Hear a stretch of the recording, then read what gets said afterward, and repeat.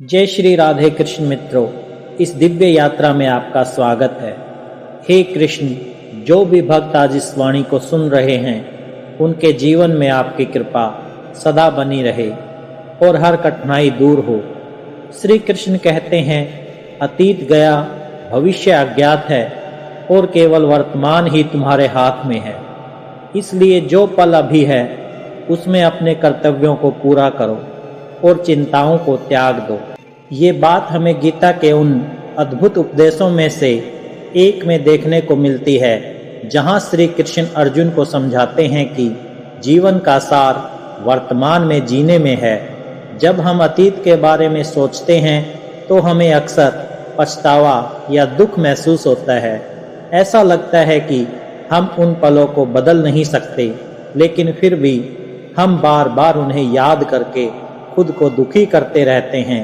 उदाहरण के लिए, अगर किसी ने आपके साथ बुरा व्यवहार किया या आपने कोई गलती की तो उसे बार बार याद करने से केवल दर्द बढ़ता है। लेकिन श्री कृष्ण कहते हैं, अतीत की गलतियों से सीख लो पर उन पर रुको मत। दूसरी ओर, जब हम भविष्य के बारे में सोचते हैं तो हमारे मन में डर होता है। क्या होगा, ये सवाल हमारे दिमाग में बार बार आता है। ये हमें वर्तमान की खुशियों से दूर कर देता है। लेकिन गीता में श्री कृष्ण कहते हैं, भविष्य के फलों की चिंता मत करो, केवल अपने कर्म पर ध्यान दो। फल की इच्छा त्याग कर अपने कार्य में लग जाओ। सोचिए, अगर एक किसान सिर्फ इस डर से खेत में बीज ना डाले कि बारिश नहीं होगी या बीज खराब हो सकते हैं, तो क्या वो कभी फसल उगा पाएगा? नहीं। लेकिन जब वो अपने कर्म को पूरी ईमानदारी और धैर्य के साथ करता है तो प्रकृति भी उसका साथ देती है। यही श्री कृष्ण का संदेश है। कर्म करते जाओ बिना फल की चिंता किए। वर्तमान पर ध्यान देने का अर्थ है अपने आज का पूरा उपयोग करना। आप अपने दिन को कैसे जीते हैं, ये तय करता है कि आपका भविष्य कैसा होगा। उदाहरण के लिए, अगर आप आज मेहनत से पढ़ाई करते हैं तो कल का परिणाम अच्छा होगा।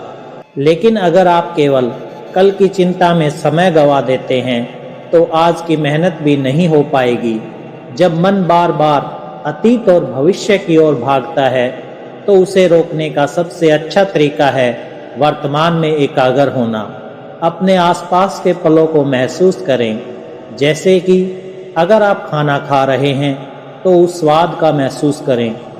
अगर आप अपने परिवार के साथ हैं तो उनकी बातों का आनंद लें। श्री कृष्ण कहते हैं, जीवन के हर पल में आनंद खोजो, क्योंकि यही पल तुम्हारी सच्ची पूंजी है। इसलिए अतीत और भविष्य की चिंता छोड़कर वर्तमान में जीने का अभ्यास करें। ये न केवल आपकी चिंताओं को कम करेगा, बल्कि आपको मानसिक शांति और सच्चा सुख भी देगा। श्री कृष्ण का यही उपदेश हमें प्रेरणा देता है कि जीवन को उसके हर पल में जीना ही सही अर्थ में जीवन जीना है। श्री कृष्ण कहते हैं, परिवर्तन संसार का नियम है। दुख और सुख रात और दिन की तरह आते जाते रहते हैं। समय के साथ सब कुछ ठीक हो जाता है। इसलिए धैर्य और विश्वास बनाए रखना ही बुद्धिमानी है। गीता के इस उपदेश में श्री कृष्ण हमें सिखाते हैं कि जीवन में आने वाली हर समस्या अस्थायी होती है। जैसे अंधेरी रात के बाद सुबह का सूरज उगता है, वैसे ही हर कठिनाई के बाद समाधान भी आता है। जब जीवन में कोई समस्या आती है तो हम अक्सर उसे बहुत बड़ा मानकर घबरा जाते हैं। ऐसा लगता है कि ये समस्या कभी खत्म नहीं होगी। लेकिन अगर हम पीछे मुड़कर अपने जीवन को देखें तो पाएंगे कि हमने पहले भी कई कठिनाइयों का सामना किया है और समय के साथ उनका समाधान भी निकाला है। श्री कृष्ण हमें याद दिलाते हैं कि चिंता करने की बजाय हमें धैर्य और विश्वास के साथ समस्या का सामना करना चाहिए। सोचिए, अगर एक नदी बह रही हो और उसके रास्ते में एक बड़ा पत्थर आ जाए तो वो रुकती नहीं है। वो पत्थर के चारों ओर से रास्ता बनाकर आगे बढ़ती है। समय के साथ वो पत्थर को भी घिसकर छोटा कर देती है। ये हमें सिखाता है कि अगर हम समय और प्रयास के साथ आगे बढ़ते रहें तो हर समस्या का हल निकल आता है। एक बार की बात है, एक किसान के खेत में अचानक बाढ़ आ गई और उसकी पूरी फसल खराब हो गई। वो बहुत परेशान हुआ और सोचा कि अब उसका जीवन खत्म हो जाएगा, लेकिन उसने धैर्य रखा और अगले सीजन के लिए तैयारी की। कुछ महीनों बाद उसने और मेहनत से फसल उगाई और इस बार उसकी फसल पहले से बेहतर हुई। ये उदाहरण दिखाता है कि समय के साथ हर मुश्किल का समाधान मिलता है, बशर्ते हम धैर्य और साहस बनाए रखें। श्री कृष्ण गीता में कहते हैं, धैर्य और तप से बड़ा कोई मित्र नहीं है। समय हर घाव को भर देता है और हर समस्या को हल कर देता है।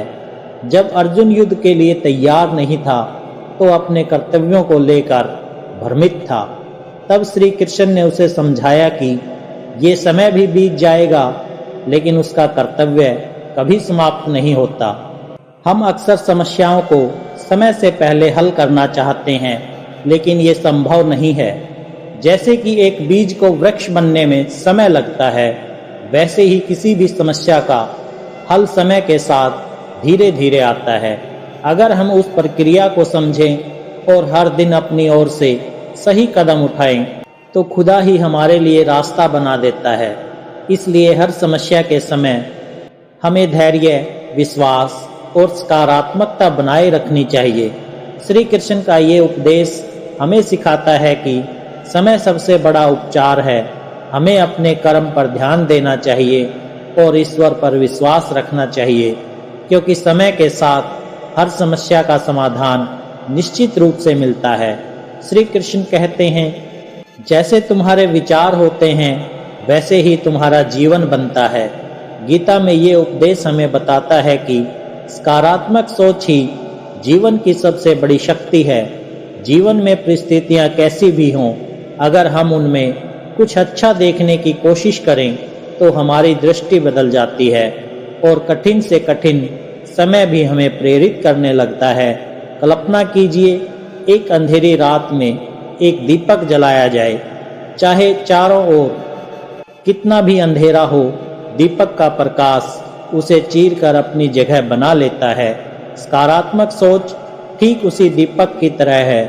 ये हमें अंधकार में भी रोशनी दिखाती है और हमें जीवन के संघर्षों से लड़ने की हिम्मत देती है। जीवन में समस्याएं आना स्वाभाविक है, लेकिन हर समस्या के साथ कुछ ना कुछ अच्छा भी छिपा होता है। उदाहरण के लिए, अगर कोई परीक्षा में असफल होता है तो ये उसे अपनी कमजोरियों को पहचानने और अगले प्रयास में बेहतर प्रयास करने का अवसर देता है। लेकिन अगर वो केवल अपनी असफलताओं पर ध्यान दे तो वो अपनी क्षमता को पहचान नहीं पाएगा। सकारात्मक सोच हमें ये सिखाती है कि हर कठिनाई एक नया सबक देती है जो हमें और मजबूत बनाती है। श्री कृष्ण अर्जुन से कहते हैं, कठिनाइयां तुम्हारे आत्मबल की परीक्षा है। उन्हें सहन करके ही तुम अपने भीतर की शक्ति को जान सकते हो। ये उपदेश हमें बताता है कि जीवन की हर परिस्थिति में कुछ अच्छा छिपा होता है जिसे हमें खोजने की जरूरत है। मान लीजिए आप एक बस पकड़ने में चूक गए। ये स्थिति आपको परेशान कर सकती है, लेकिन अगर आप इसे सकारात्मक दृष्टिकोण से देखें तो हो सकता है कि अगली बस में आपको किसी पुराने मित्र से मिलने का अवसर मिले। ये दृष्टिकोण ही आपकी सोच बदल देता है। एक बार एक छोटे बच्चे की कहानी सुनने को मिली। वो बच्चा खेत में पत्थरों पर ठोकर खाकर गिरा और बहुत परेशान हुआ, लेकिन उसने गौर किया कि उन्हीं पत्थरों से वो एक छोटी सी दीवार बना सकता है। उस बच्चे ने वही किया और कुछ दिनों बाद वो दीवार उसे उसकी गायों के लिए सुरक्षा प्रदान करने लगी। ये घटना हमें सिखाती है कि हर कठिनाई में कुछ अच्छा छिपा होता है, बस हमें उसे देखने की नज़र चाहिए। श्री कृष्ण का ये संदेश है कि सकारात्मक सोच रखने वाला व्यक्ति हर परिस्थिति में कुछ ना कुछ अच्छा खोज ही लेता है। ऐसा व्यक्ति दूसरों के लिए भी प्रेरणा बनता है। अगर हम अपनी सोच को सकारात्मक रखें तो हम अपनी परेशानियों को भी अवसर में बदल सकते हैं। इसलिए जीवन में चाहे कैसी भी स्थिति हो, उसमें कुछ अच्छा देखने की कोशिश करें। ये ना केवल आपको मानसिक शांति देगा बल्कि आपकी ऊर्जा और आत्मविश्वास को भी बढ़ाएगा।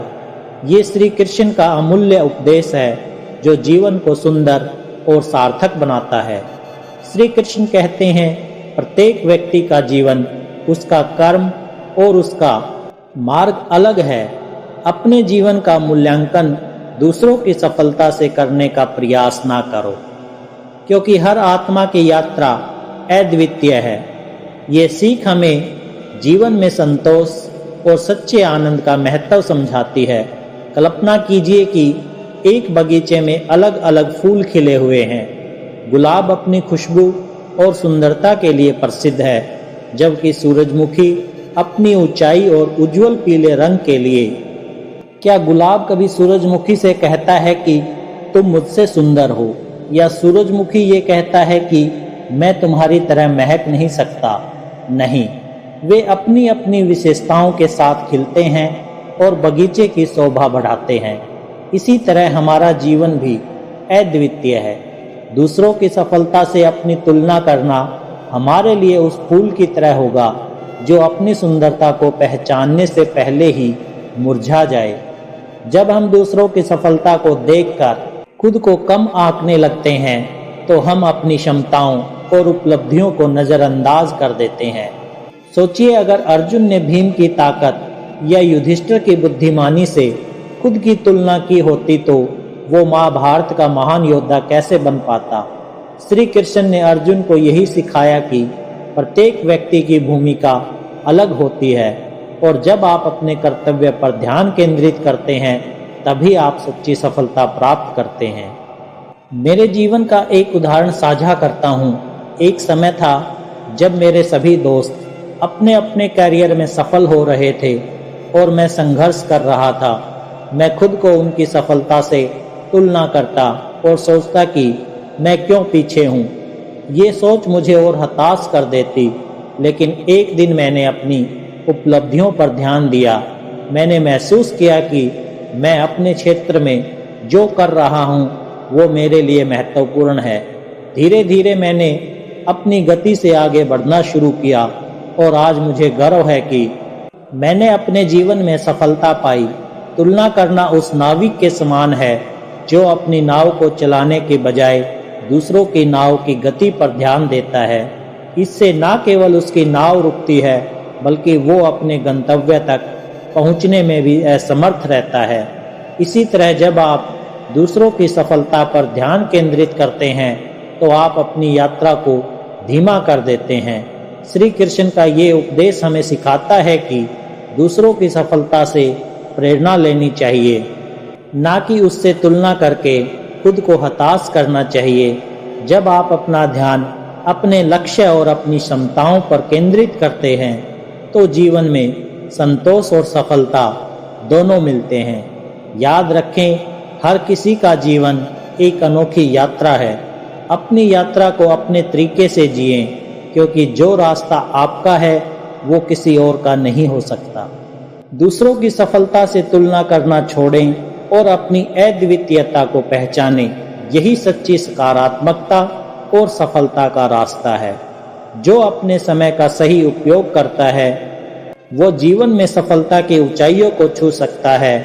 अगर आप वर्तमान के क्षण में अपनी पूरी ऊर्जा लगाते हैं तो भविष्य निश्चित ही बेहतर होगा।